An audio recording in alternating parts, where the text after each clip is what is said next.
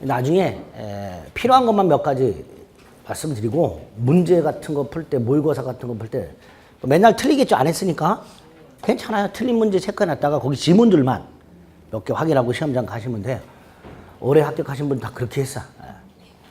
전 집합과목법 안 합니다. 안 하니까 왜 안 하냐 그러지 마시고 나중에 필요한 것만 해드릴 테니까 안 봐도 돼요. 부동산 실권리자 명의등기 관한 법률 요거 보겠습니다. 줄여갖고 부동산 실명법 이렇게 부르면 더 줄여서 부실법 그래도 돼요. 부실부실해. 자, 요거는 기본적인 뼈대만 잡아두면 문제를 충분히 맞출 수 있는데 그 기본적인 뼈대가 좀 어려워요. 어려운데 일단 부동산 실권리자 명의등기에 관한 법률은 이름 그대로 부동산을 실제 권리자 이름으로 등기하라는 법이겠죠. 우리나라는 자기 건데 다른 사람 이름으로 해놓은 경우가 많죠. 요번에 화제가 난 제천 그 건물 원래 감정평가액이 56억짜리예요. 근데 몇 번 유찰돼서 26억인가 얼마에 낙찰됐어요. 뭐 유치권 신고돼 있고 그래가지고 26억인가 낙찰 받았는데 낙찰 받은 사람이 25억 5천을 대출을 받았어요. 자기 돈 1억 얼마 내고 멋있다고요? 이거 이자 이거 이자 어질어질하죠. 그래서 지금 요게 그 낙찰받은 사람의 매형이 충청북도 의회 의원이랍니다. 그 사람이 이 실소유자일 가능성이 아주 높다. 뭐 지금 그러고 있어요. 만약에 낙찰은 갑이 받았는데 실소유자가 을이다. 이런 것 때려잡는 법이 이거예요. 이런 것 때려잡는 법이. 실제 소유자가 을이라면 을의 이름으로 등기를 해야지 왜 이상한 사람 이름으로 등기해 놓냐 말이지. 이런 걸 막기 위해서 제정된 법이 부동산 실권리자 명의등기에 관한 법률. 거기 나와 있죠. 목적. 부동산에 관한 소유권 등을 실질적 권리관계에 일치하도록 실제 권리자 이름으로 등기하게 함으로써 투기, 탈세, 탈법 등을 막기 위해서 만들어진 법이다. 이렇게 돼 있어요. 자, 이게 부동산 실물 권리자 명의등기에 관한 법률의 제정 목적입니다. 두 번째, 이 부동산 실권리자 명의등기에 관한 법률이 적용이 안 되는 것들이 있어요. 권리자는 갑인데 등기 명의는 을로 되어 있다 하더라도 적용이 안 되는 게 몇 개 있습니다. 당연히 동사는 안 되겠죠. 내 자동차인데 부인 이름으로 뭐 이런 것까지 적용. 부동산이에요. 부동산. 당연히 동사는 안 될 거고 그 다음에 부동산이라 하더라도 조금 뒤에서 보는 거 있어요.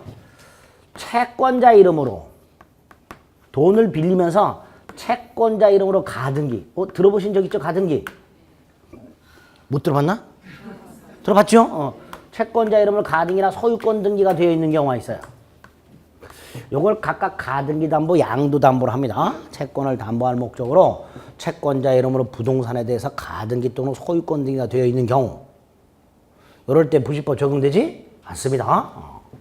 두 번째, 이 더럽게 어려운 게 하나 있어요. 상호명의신탁이라고. 구분소유적 공유라고 합니다.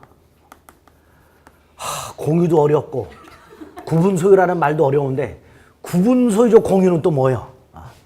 명의신탁이란 말도 어려운데 상호명의신탁도 뭐예요? 상호라는 게 뭐예요? 서로란 뜻이에요. 무슨 간판 이런 거 말하는 게 아니에요. 서로 명의신탁을 해놨던 거예요. 갑과 을이 땅을 사요. 근데 한 필지 땅을 사요. 그리고 공유로 등기를 해요. 등기부를 보면 이 땅이 갑과 을의 공유로 돼 있어요. 근데 어떻게 땅을 사용하고 있나 가봤더니 갑과 을이 가운데다 담벼락을 딱 치고 왼쪽은 갑이 단독으로 오른쪽은 을이 단독으로 사용하고 있어요. 이런 걸 구분소유적 공유 또는 상호명의신탁이라 합니다. 등기부상으로는 공유로 되어 있으나 실질적으로는 특정 부분을 단독하여 사용 수익하고 있는 경우 요거를 구분소유적 공유 또는 상호명의신탁이라 합니다. 대외적으로는 공유인데요. 대내적으로 갑과 을 사이는 단독 소유 형태로 처리하는 게 요겁니다.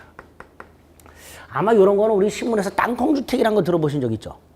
못 들어보셨어요? 경기도 일대에 이렇게 전원주택을 좀 짓고자 하는 젊은 사람들이 한 필지 땅을 다 살 돈은 없고 사가지고 공유로 등기하면서 쪼개지를 않고 가운데 담벼락 치고 각각 주택을 지어서 사는 이런 것들이 보통 땅주택이라고 부르는 것들인데 이런 것들이 상호 명의신탁 형태라고 생각하시면 돼요. 여기 하나 있고요. 마지막으로 땅을 갖고 있는 사람이 돈은 없어요. 그래서 신탁법인에다가 땅 소유권을 옮겨주고 같이 개발해서 이익을 나누는 이걸 규율하는 법이 신탁법이에요. 이 신탁법상 신탁 등기가 되어 있는 경우 이 세 가지 경우에는 아예 소유자가 아닌 자 이름으로 부동산에 관한 권리가 등기가 되어 있다 하더라도 부실법을 적용하지 않습니다. 세 가지. 구체적 내용은 어떤 건지 나중에 볼 거예요. 어쨌든 적용 안 되는 경우가 있다. 세 번째, 적용이 제한되는 경우가 있어요. 적용이 제한되는 경우가 있습니다. 첫째가 종중 부동산 있죠? 선산 같은 것들. 이 종중 부동산을 종중 이외자, 특히 종원, 그 중에서도 종손 명의로 등기해 놓은 경우, 종중 부동산을 종원, 종손 이름으로 등기해 놓은 경우, 법률은 배우자 사이, 남편 부동산을 부인 이름으로, 부인 부동산을 남편 이름으로 이렇게 법률은 배우자 사이에 등기 명의를 신탁해 놓은 경우, 세 번째로 종교단체, 산하 조직이 있어요.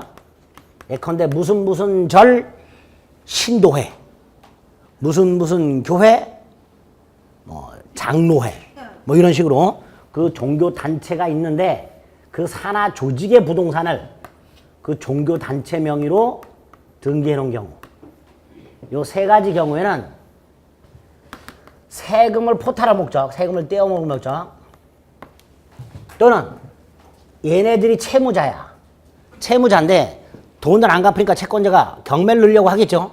그걸 회피할 목적, 강제 집행, 면탈, 회피할 목적. 또 법에서 부동산 취득이 금지가 되어 있어요. 법에서. 그걸 회피할 목적으로 다른 사람 이름으로 부동산을 취득해. 이렇게 법령상 제한을 회피할 목적. 이런 목적이 없다면 적용을 하지 않습니다. 이런 목적이 있을 때만 적용을 해요. 그러니까 요 세 개는 아예 적용을 안 하는 거고, 요 세 개는 이런 목적이 있을 때만 적용하는 거예요. 이런 목적이 있을 때만.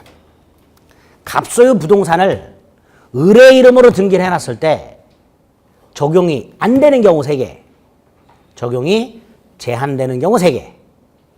이런 것을 제외하고는 다 적용을 합니다. 다 적용을 하는데, 먼저 명의신탁이 무슨 뜻일까요? 명의가 뭐예요? 이름. 무슨 이름? 소유권 등기 이름. 그 사람을 다른 사람에게 믿고 맡기는 거, 이게 명의신탁이에요. 즉 부동산의 실권리자가 타인 명의로 등기할 것을 약정, 이걸 뭐란다? 명의신탁 약정. 257페이지 맨 밑에 있죠. 부동산에 관한 소유권 따위는 실권리자가 보유하고 그 등기 명의만을 타인 이름으로 하기로 약정하는 걸 뭐라 한다? 명의신탁 약정이라 해요. 이걸 금지해요. 명의신탁 약정을 금지합니다. 두 번째로 명의신탁자, 이름 빌리는 사람, 실소유자가 명의신탁자예요. 그 다음에 명의수탁자, 등기 명의를 말합니다. 명의신탁자가 명의수탁자에게 등기를 이전해 놔요. 그러면 등기부 상으로는 이 부동산에 대한 소유권이 신탁자, 예를 들어 갑에서 수탁자 을로 이전이 된 것처럼 보이겠죠. 예컨대 A토지가 있는데 등기부 상으로 소유자가 갑으로 등기가 되어 있는 상태에서 매매 따위를 원인으로 이렇게 만약에 등기가 되어 있다. 등기부상으로만 보면 마치 소유권이 갑에서 을로 이전이 된 것처럼 보일 거예요. 그렇죠? 즉 물권이 변동된 것처럼 보일 거예요. 이것도 무효. 명의상 약정 금지되어 있습니다. 무효입니다. 하게 되면 그 다음에 명의신탁자가 명의수탁자에게 등기를 넘겨놔요. 물권 변동이라 합니다. 이것도 무효가 됩니다. 이것도 무효가 되고 이것도 무효가 돼요. 자, 문제는 이 상황이에요. 지금 누구 이름으로 등기가 되어 있어요? 네? 을의 이름으로 등기가 되어 있어요. 을의 이름으로. 그러니까 을이 배신 때리는 경우가 있을 수 있죠. 병한테 팔아먹어요. 이때 병은 을을 소유자라고 믿고 거래했을 거예요. 그렇죠? 그런데 을은 소유자가 아니야. 우리나라 부동산 등기에는 공신력이라는 게 인정되지 않기 때문에 권리자 아닌 자의 등기를 믿고 거래했다더라도 소유권을 취득할 수가 없다 그랬습니다. 그럼 병은 소유권을 취득할 수가 없어요. 그런데 선악 불문하고 소유권을 취득합니다. 여기 세 번째예요. 부동산 실거주자 명의등기에 관한 법률이 적용이 되면 명의상 약정 무효, 수탁자 명의 등기도 무효. 따라서 수탁자와 거래한 사람은 선악 불문하고 소유권을 취득하지 못해야 되는데 오히려 수탁자와 거래한 사람은 선악을 묻지 않고 소유권을 취득하도록 하고 있습니다. 여기에 부동산 실거래자 명의등기에 관한 법률 세 가지 기본 장치. 여기까지 됐죠? 네, 됐습니다. 자, 그 다음에 두 덩어리를 보셔야 되는데 하나는 이렇게 적용이 안 되는 경우, 적용이 안 되는 경우를 생각해 볼게요. 예를 들어서 아파트 101호가 있는데 소유자는 갑이에요. 그런데 배우자 을의 이름으로 등기가 되어 있어요. 그리고 둘 사이에는 뭐 세금을 떼먹겠다든가 강제표를 면탈한다든가 법령상 제한을 회피한다든가 이런 목적이 없어. 만약에 이런 목적이 없다면 불시법은 적용이 안 되겠죠. 자, 이런 경우에 탈법 목적이 없다면 부실법은 적용이 안 될 거예요. 자, 안 되면 둘 사이에 명의신탁 약정이 있겠죠? 있을까 없을까? 아, 있으니까 을의 이름을 해놨겠지. 남편이 부인한테 야, 네 이름으로 좀 해놓자. 그럼 부인은 아우 고마워. 얼른 하겠죠? 이렇게 이 배우자라고 하니까 좀 현실적이지 않나? 종중으로 바꿀까? 네? 종중으로 바꿔도 마찬가지예요. 종중, 종선 바꿔도 마찬가지예요. 탈법 목적이 없다면 부실법은 적용이 안 될 거고 따라서 소유자 갑이 야, 네 이름으로 좀 해놓자. 알았다. 이렇게 약정을 했을 때 적용이 안 되니까 이게 유효, 무효? 유효, 무효? 유효. 적용이 되면 무효라 그랬죠? 근데 적용이 안 되니까 유효. 그 다음에 을에게 이전되어 있는 등기. 유효. 그럼 소유자가 누구? 을이죠, 을. 근데 우리 대법원이 여기서 좀 복잡해요. 내적 소유자.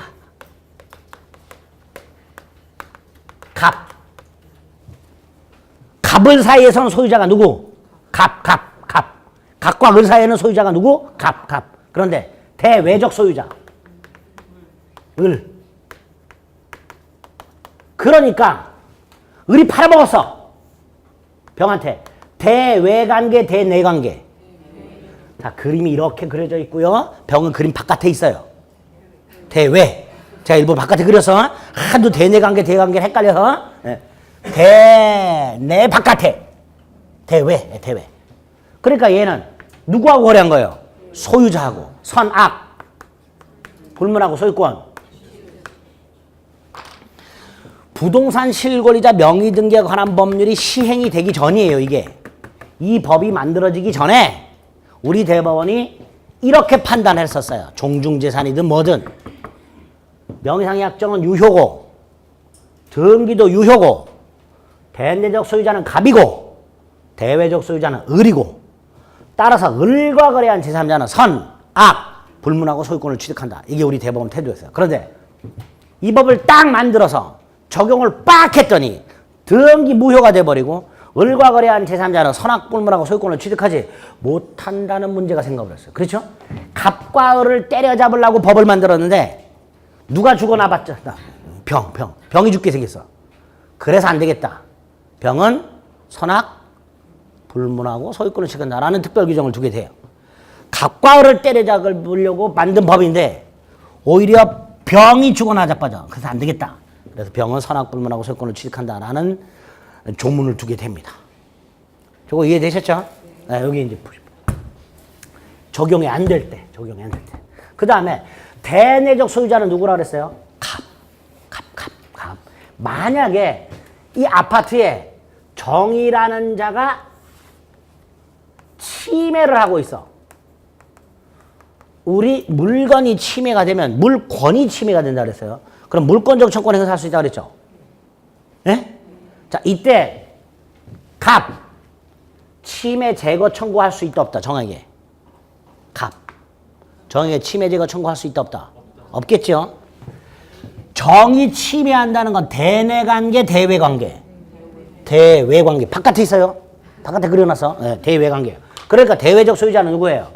을이야. 그러니까 을이 물권적 청구권을 행사하는 거예요. 갑은 직접 물권적 청구권 행사할 수 있다 없다? 없다. 갑은 직접 못한다.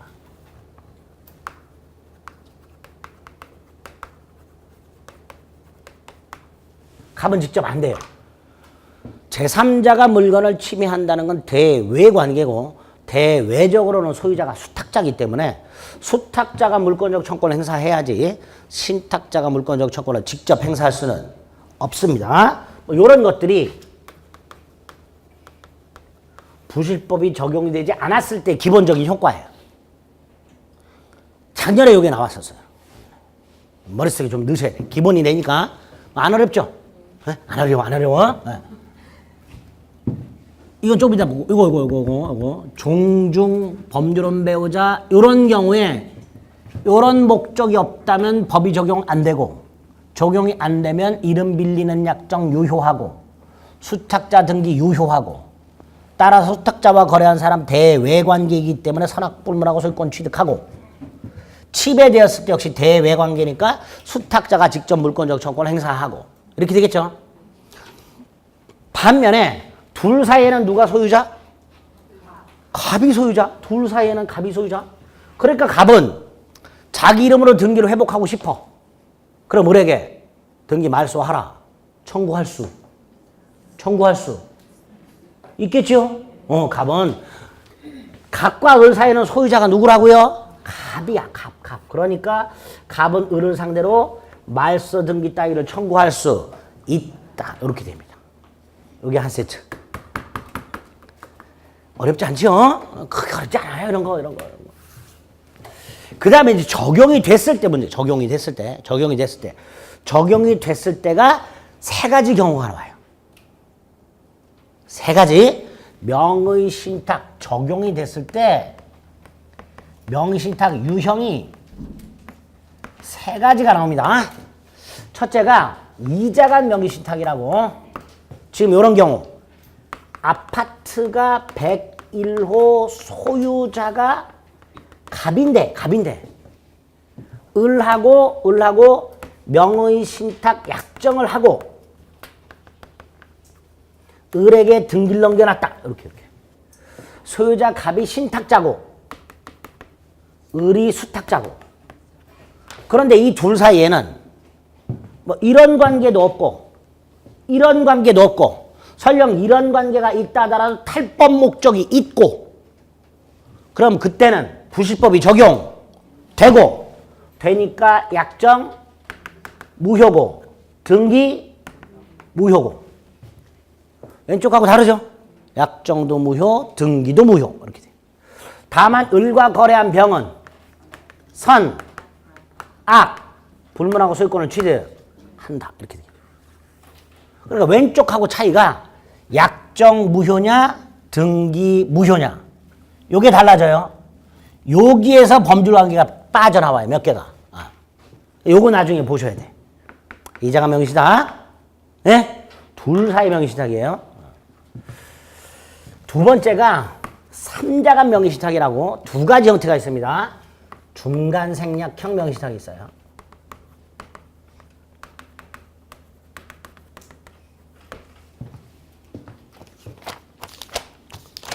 우리 교재를 보면 맨 마지막 페이지 260페이지 갑이 있어요. 갑이 병이 가지고 있는 101호 아파트를 삽니다. 갑이 사요. 아파트를 사요. 얘가 매수인이고요.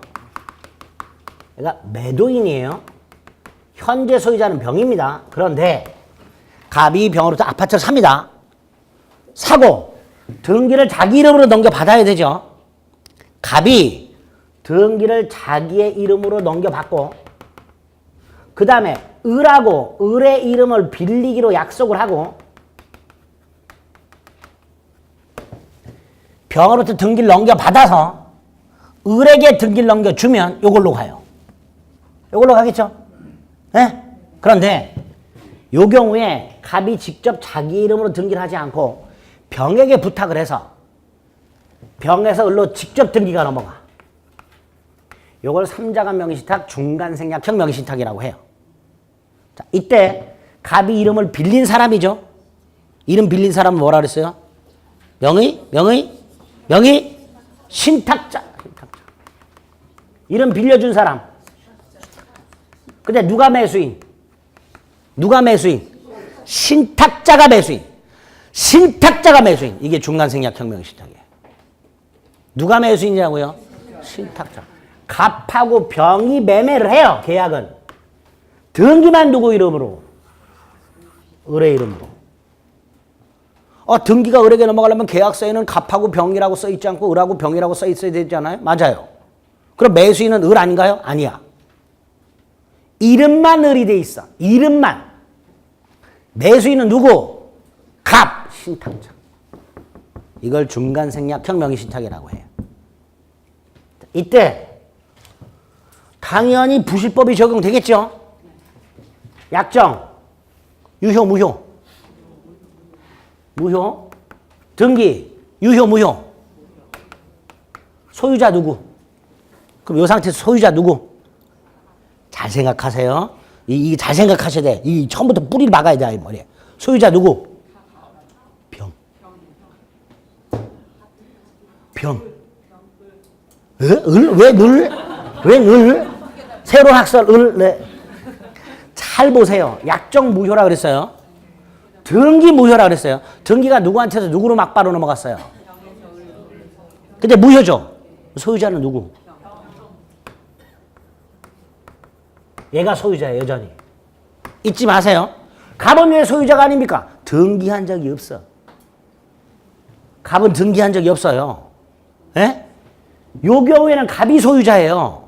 지 이름으로 등기해놨다가 넘겨줬는데 무효니까 얘가 소유자예요. 얘가 맞아요, 갑이. 근데 이 경우에는 갑이 부동산은 매수했으나 지 이름으로 등기한 적이 없어요. 소유자는 병이에요, 병. 예? 마지막. 이거 유효, 무효.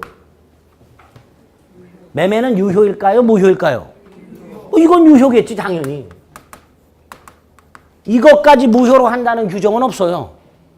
그러니까 매매는 유효해요. 매매가 유효하니까 갑은 여전히 병에게 뭐 할 수 있다? 이전 등기 청구할 수 있다. 이렇게 되는 거예요. 그렇죠? 여기 삼자간 명의신탁의 법률관계예요. 여기에 이제 플러스가 되는데 그 플러스를 머릿속에 이해하려면 요거는 머릿속에 있어요. 요게 딱 요게 머릿속에 있어야 돼요. 예? 적어도 요거는 머릿속에 있어야 돼요. 그래야 법률관계가 이해가 됩니다. 특히 소유자는 여전히 병이라는 사실과 매매계약은 뭐라는 거? 유효라는 거. 이건 잊지 마세요. 다만 요 상태에서 딱 요 상태에서 을이 또 팔아먹어. 정소유권 취득한다 못한다?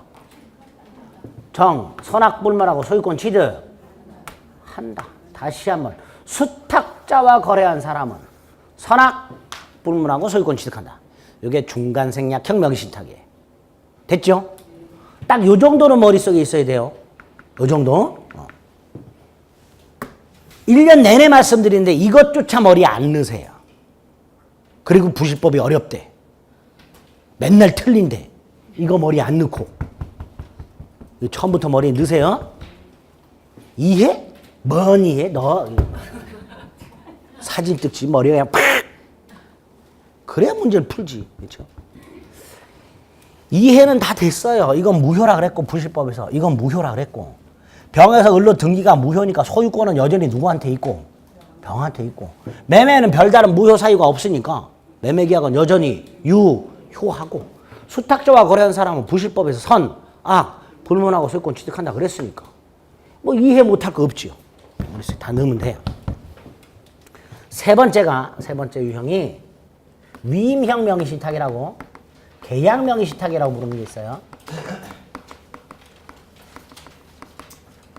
그건 앞 페이지에 있어요. 갑이요. 을의 이름을 빌려요.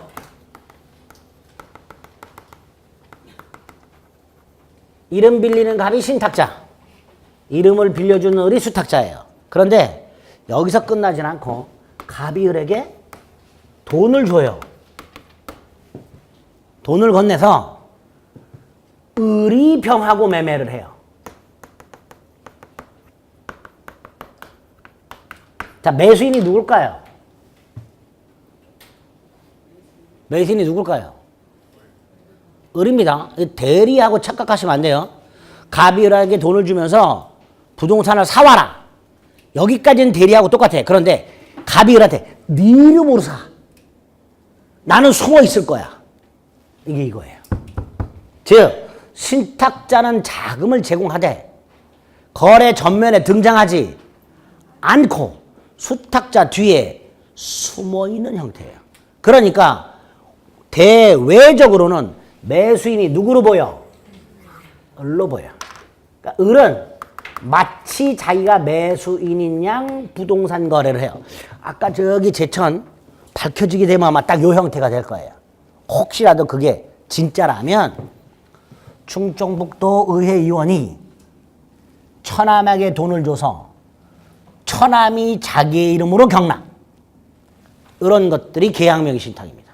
이렇게 신탁자는 자금을 제공하고 등기 명의는 수탁자 이름으로 하되 소유권은 누가 계속 가지고 있기로 신탁자가 가지고 있기로 약정하는 경우 이런 걸 계약명의 신탁이라 합니다. 당연히 이렇게 등기가 이전이 될 거예요. 자, 이때 부동산 실거래자 명의등기 관한 법률이 적용이 될 것이고요. 적용이 되면 이거 뭐가 될까요? 무효가 될 거예요. 그 다음에 이 등기는 어떻게 될까요? 등기 무효가 되겠지. 그런데 요게 무효가 되는 경우가 있고 유효가 되는 경우가 있어요. 요게 어려워요. 요게 시험 문제 제일 많이 나와. 명의상약정은 무조건 무효인데 요 수탁자에게 이전된 등기가 무효인 경우가 있고 유효인 경우가 있어요. 두 갈래로 나눠져요. 두 갈래로. 이때 수탁자 명의 등기가 유효인지 무효인지는 매도인 병이 이 둘 사이에 명의상 약정이 있다. 즉 을이 수탁자고 실제 매수인은 뒤에 숨어있다. 이런 사실을 알았는지 몰랐는지 따라 달라져요.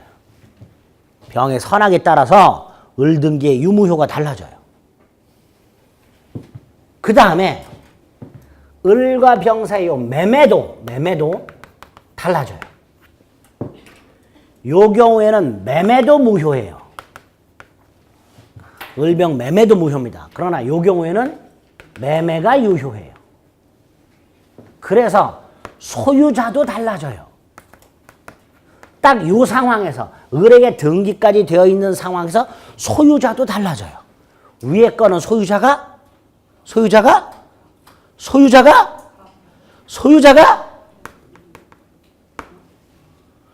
다시 한번요. 갑은요. 지 이름으로 등기가 안 돼 있어요. 지금 등기가 누구한테서 누구로 넘어갔어요? 병에서 을로. 근데 병 등기가 뭐예요? 무효야. 그럼 소유자가 누구? 그 이전 소유자. 병이에요. 병. 이전 등기 명의. 병입니다. 요 경우에는 을이에요. 소유자. 요걸 머릿속에 있어야 돼. 시험 문제에 맨날 이게 나와요. 제일 많이 나와요. 사례 형태로. 갑이 을의 이름으로 을에게 자금을 제공하고 을의 이름으로 병의 아파트를 경락받아 을의 이름으로 등기가 되어 있다. 이런 식으로. 이거 물어보는 거예요. 이렇게 계약명의 신탁. 신탁자가 수탁자와 수탁자 이름을 빌리기로 하고 수탁자에게 매수자금을 제공하여 수탁자가 매수인으로서 매매계약을 체결하고 수탁자 이름으로 등기하는 경우 이걸 뭐라 한다? 계약명의 신탁. 이때 명의상 약정 무효. 이건 변화가 없어요. 이건 무효예요. 다만 수탁자에게 이전되어 있는 등기 즉 물권 변동이 무효인 경우도 있고 유효인 경우도 있다. 둘로 나눠진다.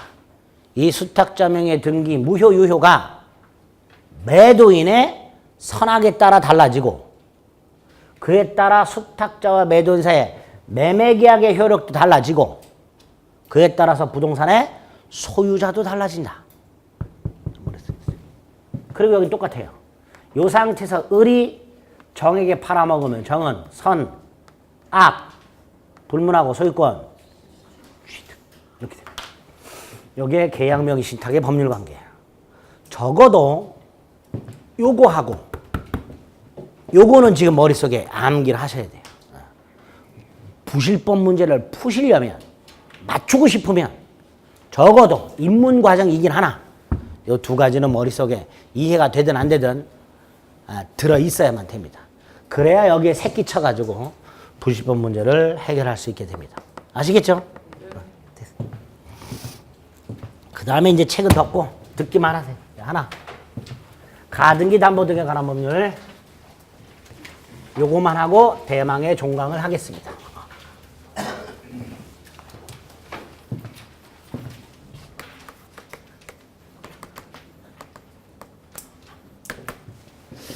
자, 가등기 담보 등에 관한 법률은 우리가 담보물권을 보면서 담보물권에 두 가지 유형이 있다고 그랬습니다.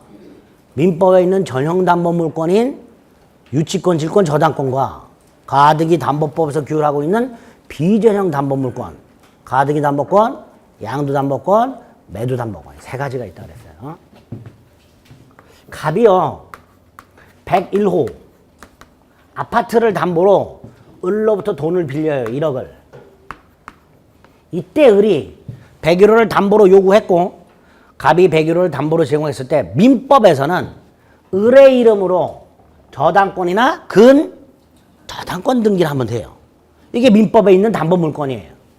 이렇게 101호에 을의 이름으로 저당권 등기나 근저당권 등기가 되어 있다면 나중에 갑이 돈을 갚지 않았을 때 을은 그 저당권이나 근저당권에 의하여 목적물을 경매를 넣어서 그 경매 대가로부터 자신의 1억을 후순위 권리자보다 우선해서 배당받아서 그걸 회수하면 돼요. 그렇죠? 그런데 이게 금융기관이라면 주로 저당권이나 근저당권을 설정해요. 근데 일반인의 경우에 잘 안 해요. 왜? 아까 그 대청 화재가 난 건물 감정평가액이 얼마? 56억. 근데 얼마에 낙찰됐어요? 26억. 그럼 채권자 입장에서는 돈을 다 회수 못하는 경우도 당연히 있을 수 있죠. 감정평가액이 56억이라면 실거래가는 한 60억, 70억 될 거예요. 은행에서 평가를 해서 한 50억을 대출해 줬다. 근데 26억에 낙찰이 됐다. 은행은 50억 다 회수도 못하는 이런 경우가 생겨버려요. 근데 은행은 어차피 법을 지켜야 되니까 저당권이나 근저당권을 설정해 두겠지만 일반인의 경우에는 이거 뭐하러 굳이 저당권이나 근저당권을 설정해서 나중에 돈을 안 갚으면 경매라는 귀찮은 절차를 밟냐 말이지. 그래서 을이 갑에게 돈을 빌려주면서 저당권이나 근저당권을 설정하진 않고 나중에 갑이 돈을 못 갚으면 소유권을 넘겨달라. 즉 갑이 소유권을 이전해 주겠다고 약속을 해요. 을이 갑에게 금전을 빌려주면서 즉 소비대차 약정을 하면서 돈 빌려주는 약정이 뭐라고요? 소비대차 약정을 하면서 혹시라도 나중에 변제에 변제를 못하면 뭘 못하면? 변제를 못하면 돈을 못 갚으면 돈 대신 뭘로? 101호로 대신 갚기로 합니다. 이걸 대물변제 약정이라고 해요.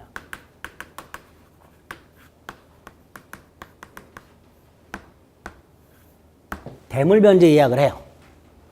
그랬다가 나중에 갑이 돈을 갚지 못하면 을이 뭘 가져간다? 소유권을 가져간단 말이에요. 그런데 나중에 갑이 돈을 못 갚아서 을이 소유권을 가져가려고 봤더니 갑이 벌써 병한테 팔아먹었어. 그럼 을은 나중에 갑이 돈을 갚지 못한다 하더라도 소유권을 찾아올 길이, 소유권을 가져올 길이 막막하죠. 그러니까 을이 갑과 대물변제 예약을 하면서 요 101호에다가 가등기를 해놔요. 을의 이름으로. 뭘 해놓는다고요? 가등기를 해놨다가 나중에 갑이 돈을 갚지 못하면 을은 가등기에 의하여 뭘 해버려요? 본등기를 해버려요. 이렇게. 그러면 설령 갑이 중간에 병한테 팔아먹었다 하더라도 을이 본등기를 하게 되면 순위가 언제로 소급하니까? 가등기한테로 소급하니까 제3자 등기는 말소가 되고 을이 소유권을 취득할 수 있게 됩니다. 이런 형태로 담보를 하게 돼요. 요거를 가등기 담보라고 해요. 요걸 뭐라 한다고요? 가등기 담보. 두 번째. 을이 갑에게 돈을 빌려주면서 101호를 담보로 요구하고 갑이 돈을 갚지 못하면 소유권을 넘겨받기로 하는데 을이 갑을 못 믿어서 일단 소유권 등기를 나한테 넘겨라. 소유권 등기를 을에게 넘겨놨다가 나중에 갑이 돈을 갚으면 을은 등기를 소하고 소유권 등기를 되돌려주면 되고 만약에 갑이 돈을 을이 갚지 못하면 을은 바로 뭐를 취득한다? 소유권을 취득한다. 요렇게 약속을 해요. 그렇게 약속을 하고 일단 채권자 이름으로 소유권 등기를 넘겨놔요. 이 101호 등기부를 떼어보면 현재 소유권자 을이라고 등기가 되어 있어요. 이때 을 소유권자다 아니다. 지금 101호 등기부를 떼어보면 소유권자로 누구 이름이 등기가 되어 있어요? 을의 이름으로 등기가 되어 있어요. 이때 을은 소유권자다 아니다. 아직은 아니죠. 아까 뭐라고 약속을 했어요? 돈을 갚지 못하면 소유권을 넘겨준다 그랬어요. 그러니까 아직 돈 갚을 날짜가 안 됐다면 갑이 돈을 갚지 못하고 있는 상태가 아니라면 을은 아직 소유권자가 아니죠. 그럼 무슨 권자냐 말이지. 등기부를 떼어보면 소유권자 을이라고 등기는 되어 있으나 아직 을이 소유권자는 아니란 말이에요. 그럼 얘는 무슨 권을 갖고 있냐? 그걸 양도담보권이라 그래요. 그걸 뭐라 한다고요? 양도담보권. 그러니까 부동산에 관해서는 소유권과 양도담보권이 구별할 수 있다 없다? 등기부상으로 구별할 수 있다 없다? 없어요. 등기부상으로 소유권자 을이라고 등기가 되어 있을 때 이게 소유권일 수도 있고 양도담보권일 수도 있어요. 구별이 안 돼요. 그럼 뭘 갖고 구별하냐? 못해. 구별 못해. 못하니까 구별을 어떻게 하면 하냐 이거 묻지 마세요. 구별 못해. 법원도 물어봐서 구별해. 네가 소유권자니 담보권자니 물어봐서 구별해. 물어봐서 법원도. 그러니 법원도 물어봐서 구별하는데 우리가 어떻게 구별해? 못하지. 구별할 생각 아예 하지 마. 어쨌든 둘 사이에 돈을 빌려주면서 못 갚으면 소유권을 넘겨주기로 약속을 하고 미리 채권자 이름으로 소유권 등기까지 해주는 형태. 이걸 뭐라 한다? 양도담보권. 이 양도담보권이 제일 심각해요. 왜? 누구의 이름으로 등기가 돼 있어요? 을의 이름으로. 살고 있는 건 누가 살고 있어요?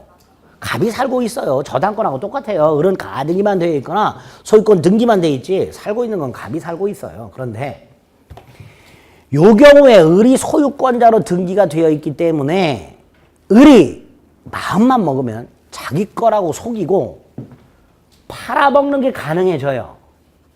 그렇죠? 이때 병은 얘 소유권자에 아니에요. 아니잖아요. 그럼 얘도 소유권을 취득할 수 없어야 되는데 가등기 담보법에서는 선이라면 소유권을 취득하도록 돼 있어요. 누구는 소유권 취득하도록 돼 있다고요? 선이라면. 그러니까 돈을 빌린 갑은 을에게 소유권 등기를 넘겨줬을 때 대단히 불안해. 불안하겠죠? 혹시라도 돈을 갚기 전에 을이 선의 병에게 팔아먹으면 병이 소유권을 취득하니까 갑은 나중에 돈을 갚더라도 소유권을 되찾아올 수가 없게 돼요. 그래서 을에게 소유권 등기를 넘겨주되 불안한 갑은 을과 환매 특약을 하고 무슨 특약? 환매 특약을 하고 환매권 등기를 딱 해놔요. 해놨다가 돈을 갚으면 환매권을 행사해서 등기를 되찾아오면 돼요. 그렇죠? 그런데 우리 지난주에 환매를 말씀드려서 환매 특약은 반드시 뭐하고 동시에 하라 그랬어요? 매매계약과 동시에 하라 그랬어요. 네? 지난주에 환매를 설명드리면서 매도인이 일방적으로 되사오는 거라 그랬어요. 그러려면 매도인한테 무슨 권이 있어야 된다? 환매권이 있어야 된다 그랬어요. 근데 그 환매권은 그냥 안 생긴다 그랬습니다. 매매계약과 동시에 환매 특약을 해야 된다 그랬어요. 그러니까 이 경우에 을이 갑에게 돈을 빌려줄 때 소비대차 계약이 아니라 무슨 계약의 형태로 해야 돼요? 매매계약. 갑과 을이 처음에 돈을 빌려줄 때 소비대차 약정서를 쓰는 게 아니고 아예 처음부터 무슨 계약? 매매계약을 하고 을이 매매대금의 형태로 돈을 빌려줘야 돼요. 그렇죠? 그래야 그 매매계약과 동시에 무슨 특약을 하고? 환매 특약을 하고 갑의 이름으로 환매권 등기할 수 있어요. 요런 형태를 요때 을이 갖고 있는 권리를 매도담보권이라고 그래요.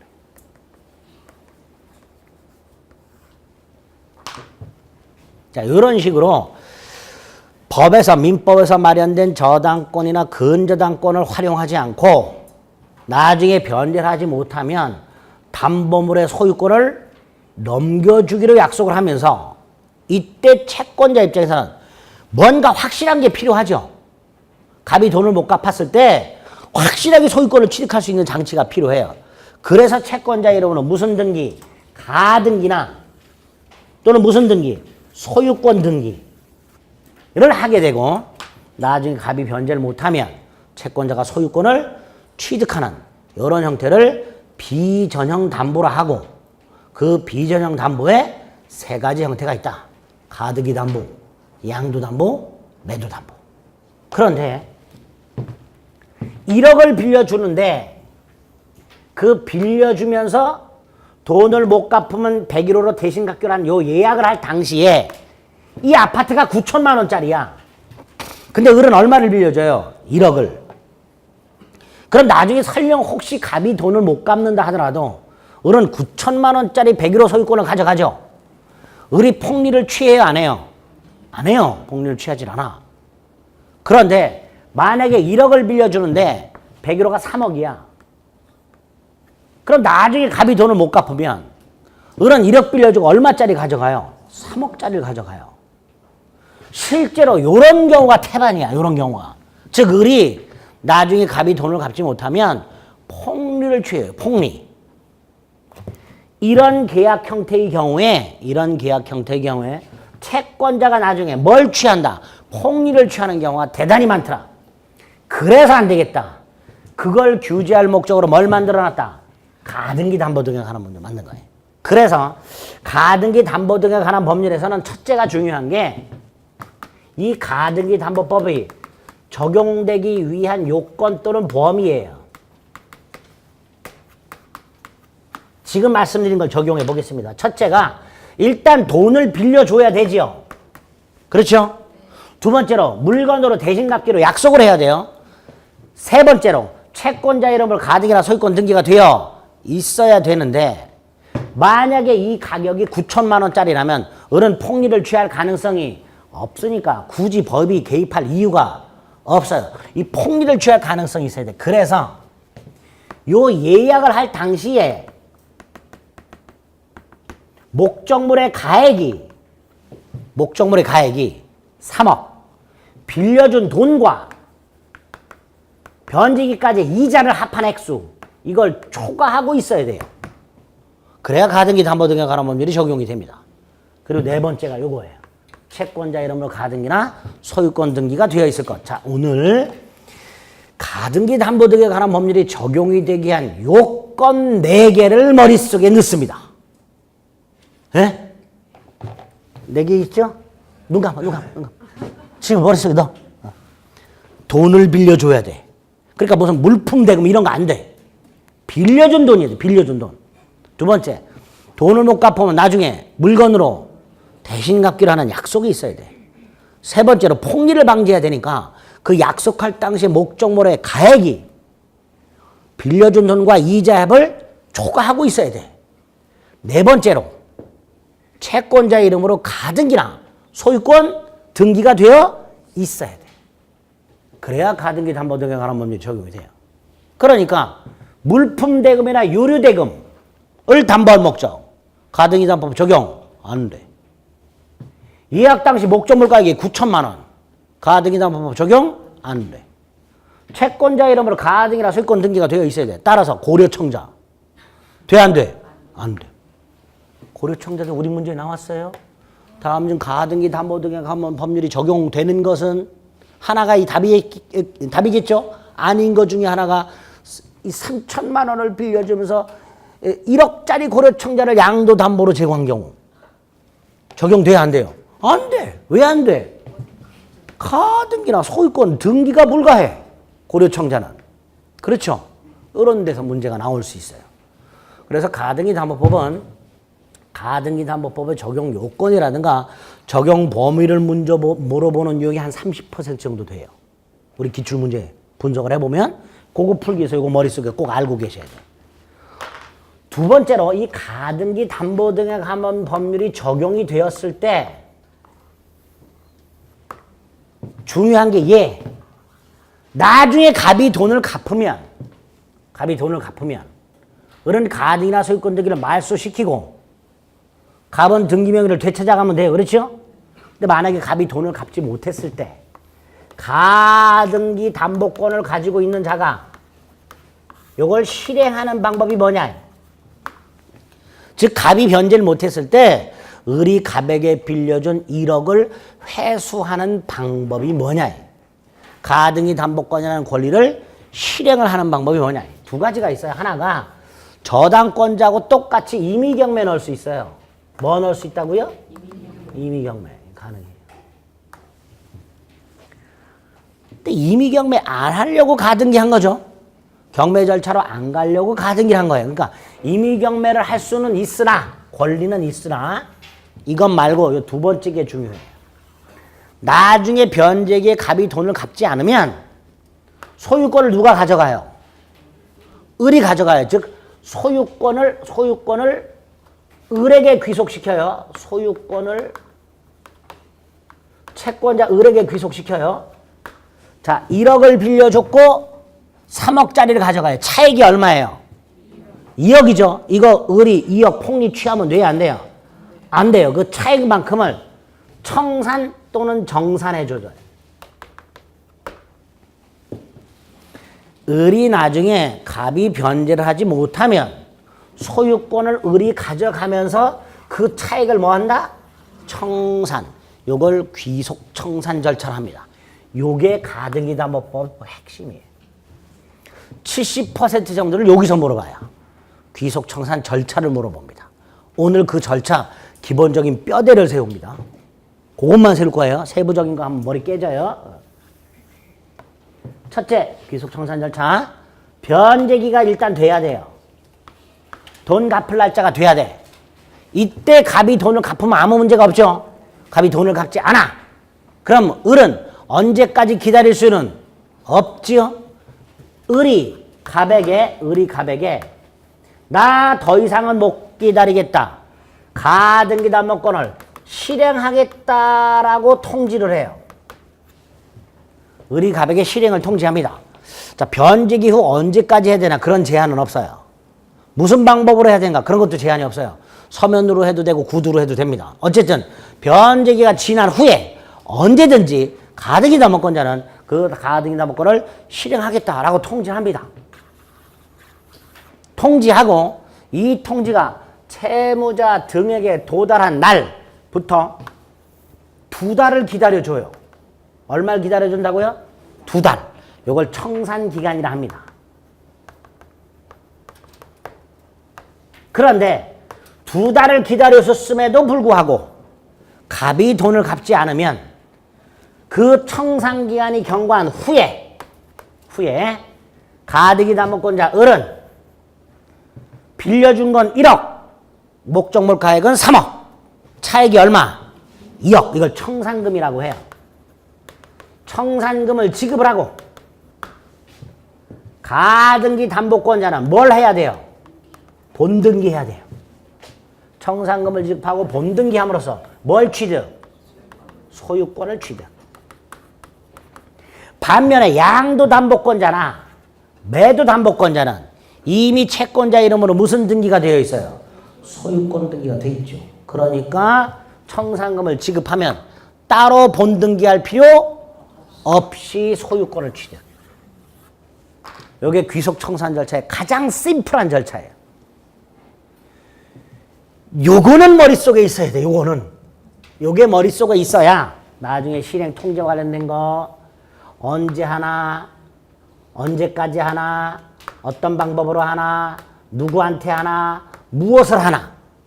실행 통제 관련된 내용. 두 번째, 얘 말고 후순위 권리자가 있을 때 얘네들한테 통지해야 되나? 문제. 청산 기간 동안에 할 수 있는 것과 할 수 없는 것. 후순위 권리자들은 뭐 할 수 있는가? 청산 기간이 지났을 때 얘는 이것 말고 중간에 경매가 되면 어떡하나? 청산 기간이 지났다 하더라도 갑은 돈 갖고 말소할 수 있나 없나? 중간에 제3자가 사면 어떻게 되나? 뭐 이런 것들이 쭉 문제가 돼요. 그런 것들을 여기에 살살 끼워 넣어서 머릿속에 이해하셔야 돼요. 그런 걸 시험 문제 냅니다. 그걸 끼워 넣으려면 요 기본적인 뼈대가 오늘 머릿속에 딱 있어야 돼요. 그래서 가등기 담보등기에 관한 법률을 2덩어리만 머릿속에 넣어두자. 아까 부동산 실거래자 명의등기에 관한 법률도 2덩어리 넣었어요. 적용, 범위와 관련된 거 한 세트. 두 번째, 적용되었을 때 유형 3개. 네? 기본적인 거. 가등기담보법도 적용되기 위한 요건 하나. 적용되었을 때 귀속청산 절차 기본 뼈대. 딱 요 2덩어리는 머릿속에 넣어두세요. 그래야 나중에 세부적인 걸 넣었을 때 헷갈리지 않습니다. 이게 머릿속에 없으면요. 아무리 설명을 드려도 소용이 없어요. 시험 보러 가는 그 순간까지 머리 뽀개집니다. 아시겠죠?